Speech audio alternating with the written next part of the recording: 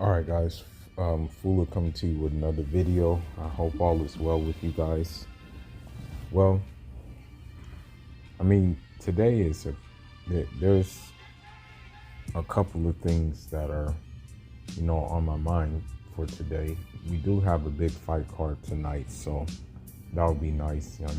There's a couple of fights you can choose from, but what I'm really thinking about right now is just in Haiti. It's like they can't catch a break with the earthquake, and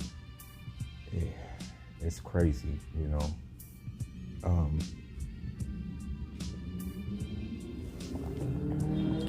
I don't know, man. Hopefully, it just really goes well for them. You have now they're saying tsunami watch. It just seems like Haiti really can't catch a break. First, the president gets assassinated, and now this. And throughout its history, it's really been kind of unstable. Now, I need to do more research in regards to Haiti, but I'm pretty sure there was periods of stabilization, and there were periods of progress as well. But that's me. I will have to put on my research cap in order to find those periods. But it's just unfortunate about the earthquake, because of the simple fact that, with Haiti, you have to understand that all these NGOs and all these world organizations, they really are predatory. They don't have any intention of really helping the people out in Haiti. It's more of just more of a destabilization campaign. The thing is that in Haiti, there was actually an embargo that the United States put on Haiti when it did get its freedom. Another thing too is that Haiti had to pay reparations for the slave revolt, and because of the collateral damage loss, the French made them pay reparations, right? So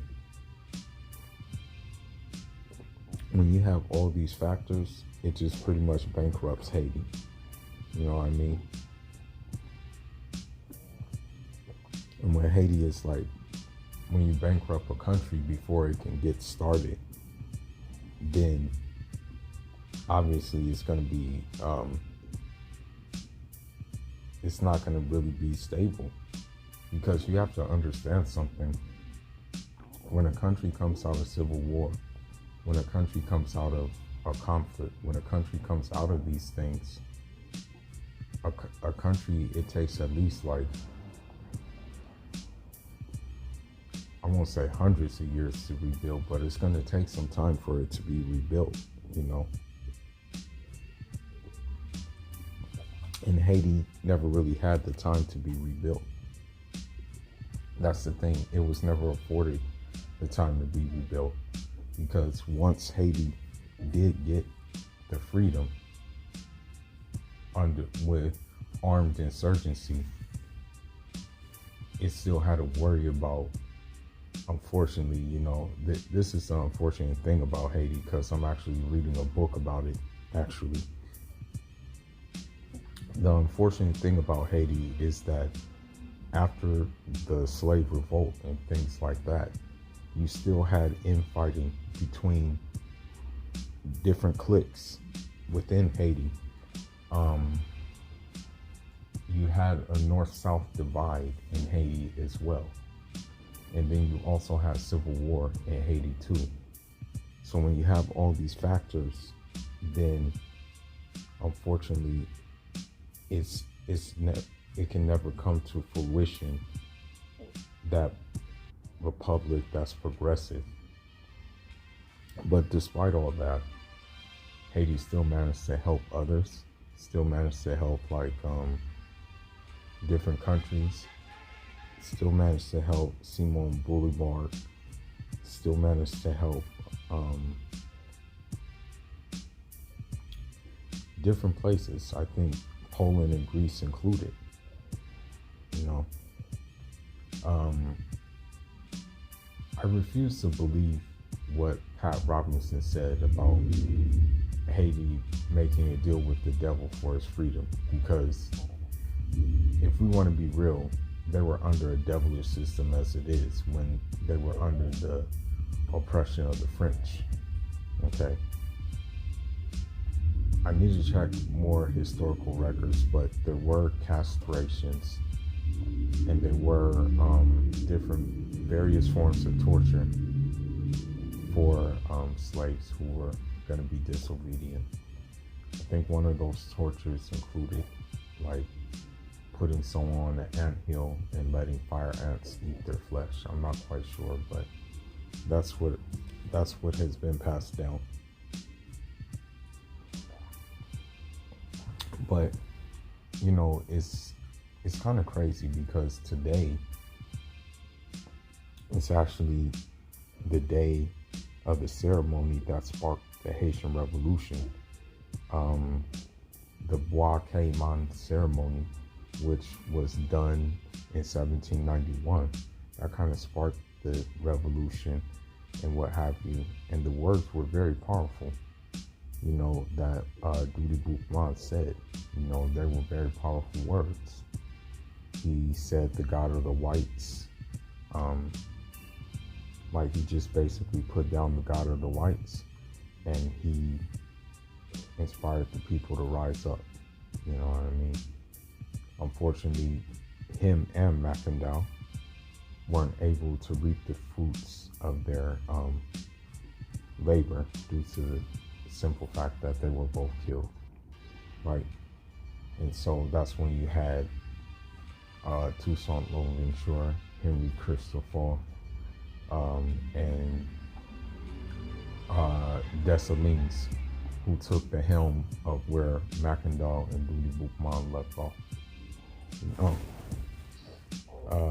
May Allah have mercy on them both. Another thing I want to say too is that, and don't think by any means I'm trying to push like unity with between the two sides of the island, because I know that's kind of pretty much done. I know unity may not be possible with these two groups of people, you know. Although in the ideal world it would be nice, but we're definitely not living in the ideal world right now. So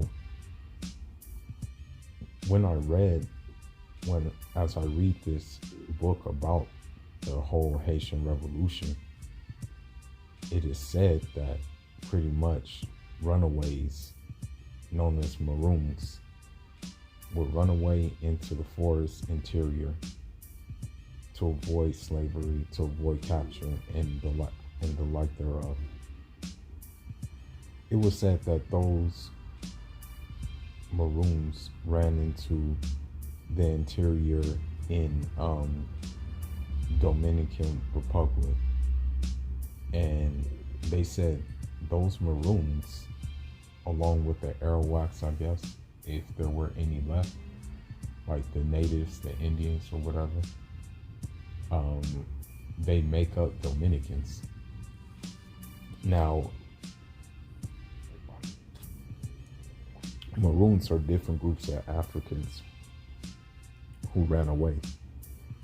They could have been Hausa, they could have been Igbo, they could have been Yoruba, they could have been Fula, they could have been Mandi, they could have been Soninke, they could have been any number of Africans that ran away.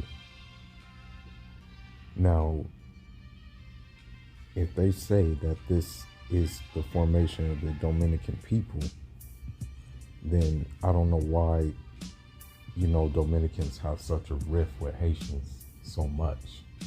We understand the historical context of their rift, right?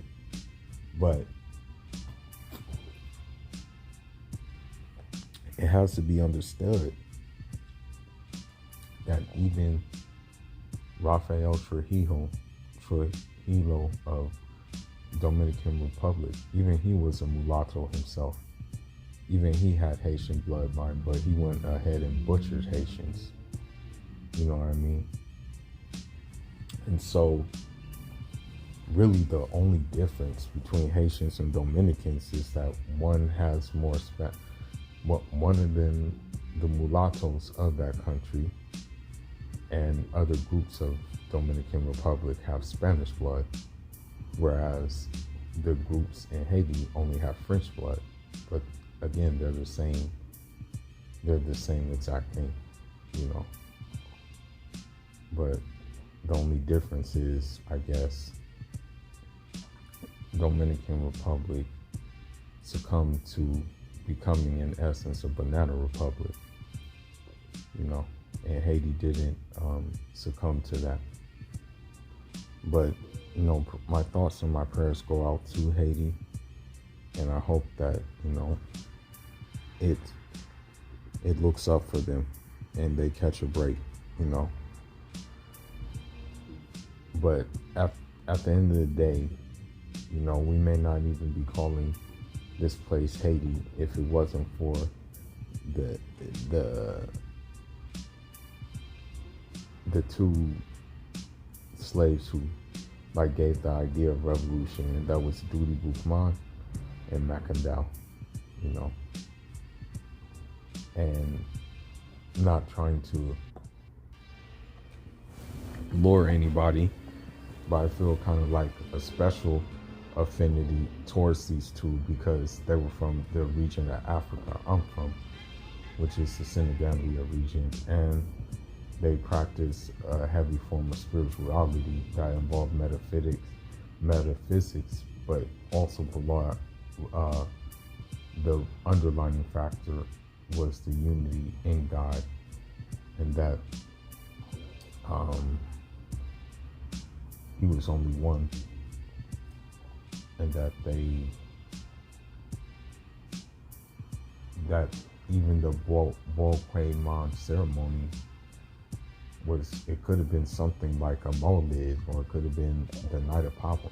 Nobody would know, you know, but that would take some further investigation.